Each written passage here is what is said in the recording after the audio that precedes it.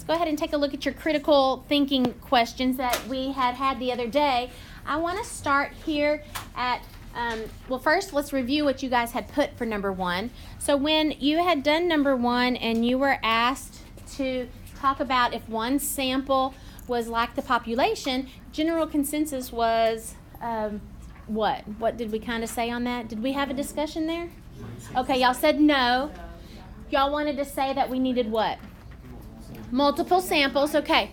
Because you were afraid, you thought you needed the different areas and such, okay. So when we went out on our bear hunt yesterday, remember I lined you up on the sidewalk and we had kind of 3 different strips of people going through the Aledo National Forest, okay. So we had all of the area covered, and so we had all of those sections covered. And so according to, let's kind of talk about number 2. So number 2 is saying, do you think that the data collected from your bear hunt will differ from the bear hunt proportions that we know are actually out there? What actually was out there was what our population was. So in a couple of your, in your own words, I want you to write a couple sentences or whatever about if you think the data you collected, your sample, differs from what I actually put out there. So we're ultimately wondering if your sampling technique was successful in representing the population. All right, so I'll give you a couple minutes to think about that and write something down. Okay, so what did you generally think?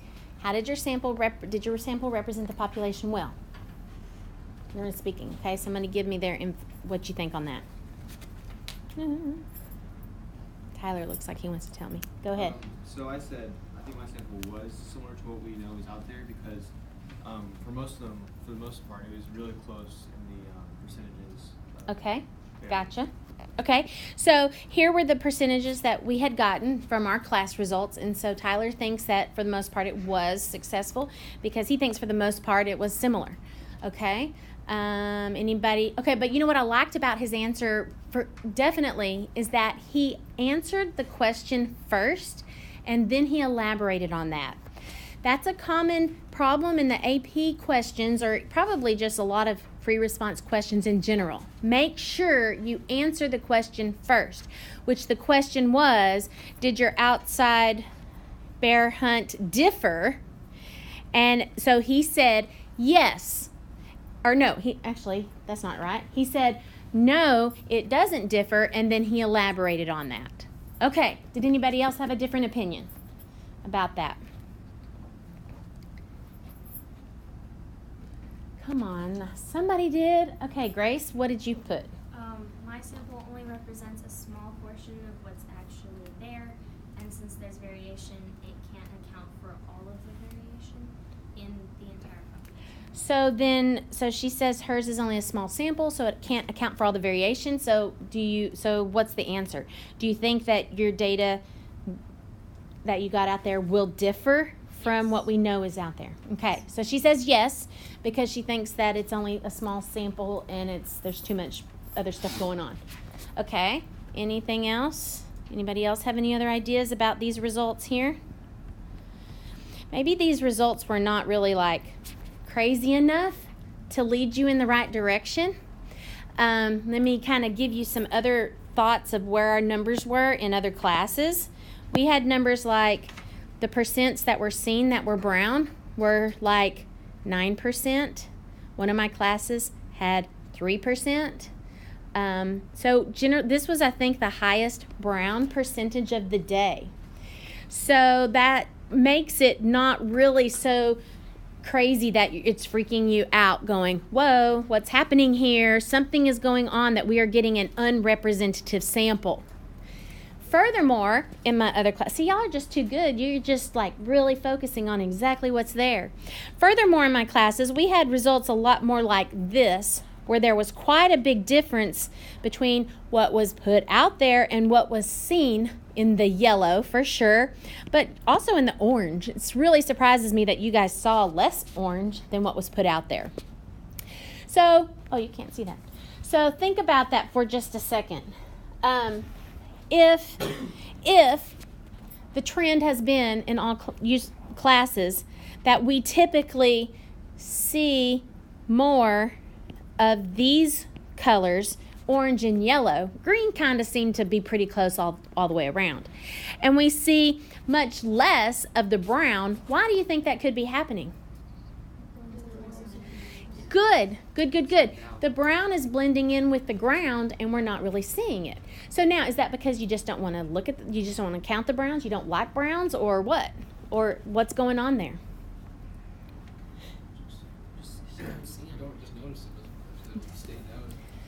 You just don't notice it. So it's not a purposeful decision. It's not a conscious bias that's happening. See, you didn't set out to bias these results. You just had a natural component of the naturalness of your eyes that made us have different results. So that kind of brings us here then to our questions. So if you'll go on to the next page where we have our questions, and it says, how did your outside bear hunt compare to the expected probabilities? So what does it mean when it says expected probabilities? No, the expected wasn't your sample, because that's not what I'm expecting to get out there. What am I expecting proportion-wise to get out there? Yes, I'm expecting to have I hope to get a representative sample of the actual population. That's what's expected. Okay? So I want you to, in your own words, because I know if I put notes up here, then you just kind of mindlessly copy it and you don't necessarily think about what you're writing. So I want you to pretend that our results were like pretty much every class I've ever had, and we saw a lot more of the oranges and yellows and not very much of the brown. And in your own words, talk about how your outside bear hunt compared to what was expected. So write something down in your own words for that right now.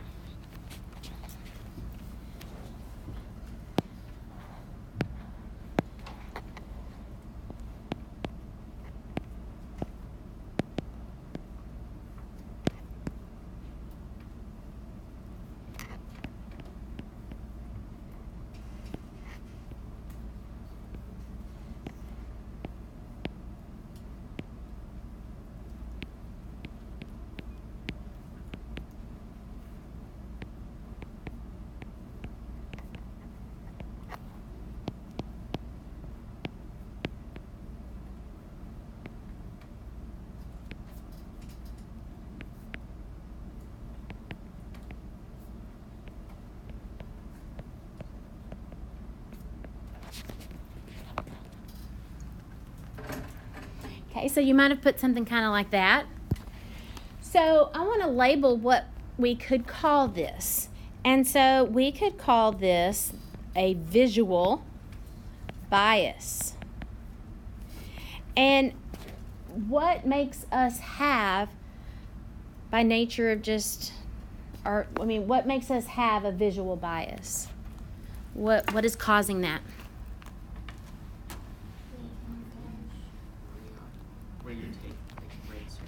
Oh, where the survey's done? Probably not so much. I mean, the visual bias it means you're seeing the bright colors and you're not seeing the darker colors. What does that? Yeah, well, the camouflage, just how about... It's easier to look at. So like yes, just the natural... You know, in evolution, animals and stuff, they can see the brighter colors, like they can see the berries and that kind of stuff so that they can eat the berries and all that kind of stuff. Our eyes just kind of naturally can see the brighter colors. I think it also is the reflection of the light off of it. I'm sure you can get into all the scientific things too. But something to the effect of it's happening because that's just naturally what our eyes can see. Okay?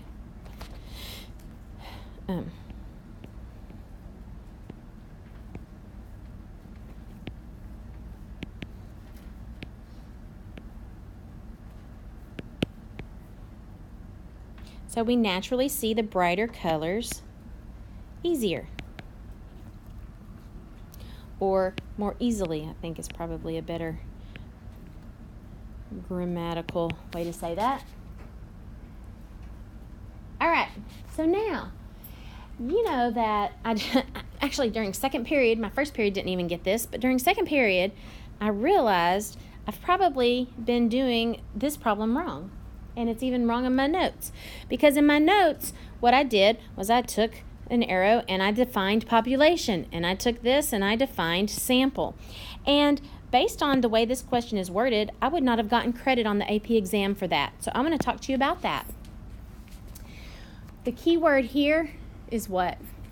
Yes. The key word here is compare. It's not asking, if you have a word that is, or if you have a problem that's asking you to compare, then by just defining population and defining sample, you're not connecting those together with comparative language.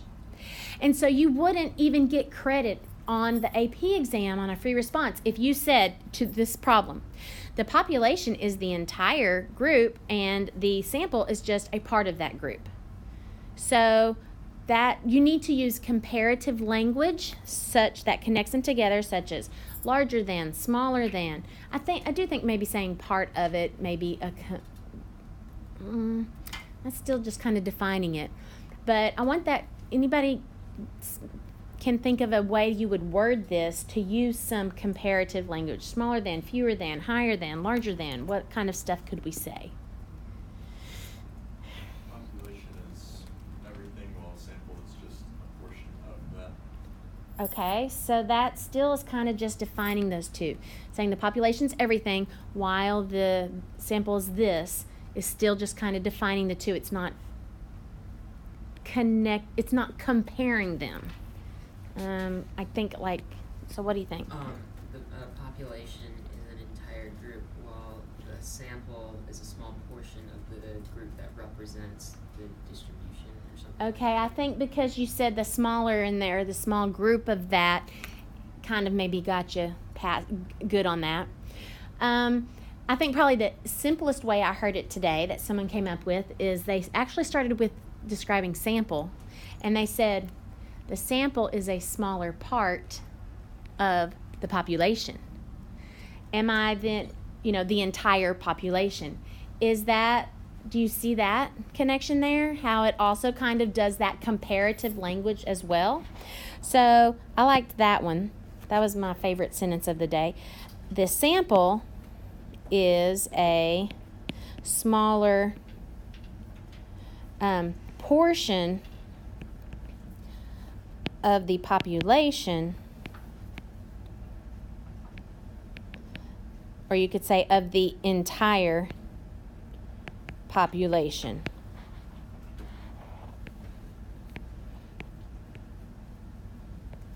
That gets really picky, but I just want you to be safe if you're asked to do that comparing. And I think a better way to be compared, stay away from words like while this does this and this does this. That really kind of separates them. You need to use comparative language, bigger than, smaller than, that kind of thing. Okay, now this is kind of a trick question because it says how large does our sample size need to be, and it's not actually asking for a particular number. So keep in mind that when you went out there, your results were biased, and you saw the yellows and oranges and you didn't see the browns very well. Okay, so let me ask you this. If I send you out there again, let's say we did it the same way again and you still didn't know that, but we came in, we wrote down our results, and then I sent you out there to do it again. And then you came in, you wrote down your results, and then I sent you out there to do it again. Maybe I sent you out there to do it 10 times. So that's a bunch of samples. Like y'all want to have. Remember? Y'all want to have a bunch of samples. Y'all think having a bunch of samples is going to then make it representative of the population. So tell me what's happening every time you go out there and you get a sample. Increase variation.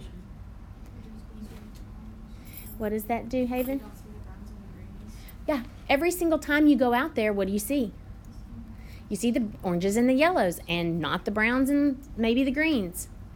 So no matter how many times you go out there, you still are being biased in your results. So the answer here is no amount of sampling